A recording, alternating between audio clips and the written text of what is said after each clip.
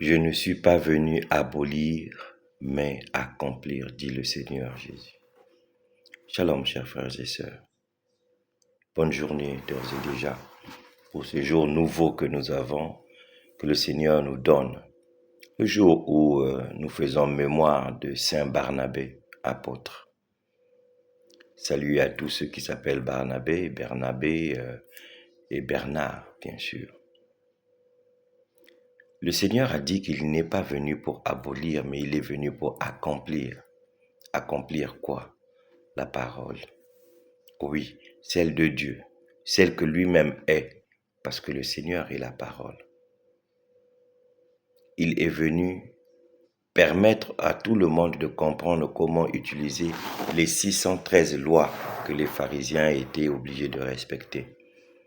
D'ailleurs, le Seigneur Dieu a donné 10 commandements à Moïse. Il est venu pour nous montrer quelle était l'utilité de ces 10 commandements en les raccourcissant à 2 seuls commandements. Aime Dieu plus que tout, aime ton frère comme toi-même. C'est ça accomplir. C'est ça que le Seigneur est venu faire, nous montrer qui est Dieu, nous montrer comment nous pouvons lier notre façon d'être avant avec Dieu de ce que lui, il nous présente de mieux afin de continuer notre marche, notre chemin, notre bout de vie avec le Seigneur Dieu. C'est la même chose que l'on peut constater dans cette première lecture que nous avons. La communauté réunie à Antioche est en train de vivre des prouesses.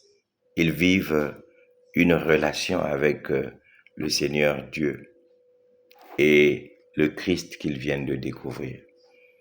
Mais la communauté chrétienne pense qu'il fallait envoyer Barnabé pour aller vérifier ce qu'ils étaient en train de faire parce que les échos étaient très nombreux.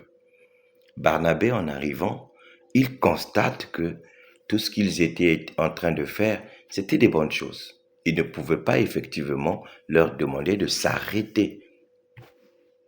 Il a dû corriger à gauche, à droite, essayer de resserrer un peu quelques boulons pour que tout aille bien.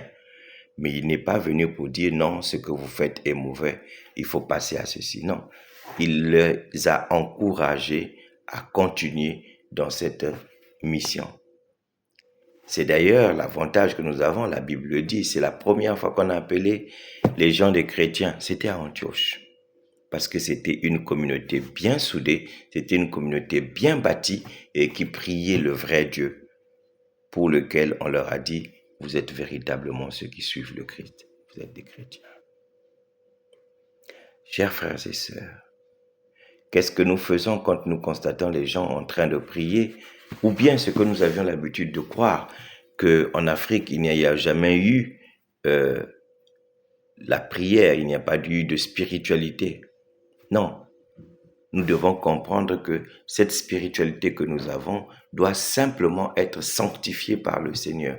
Regardez ce qui va, ce qui cadre avec la vie du Christ pour que effectivement l'on soit chrétien, mais selon son bord, selon le côté où on se trouve.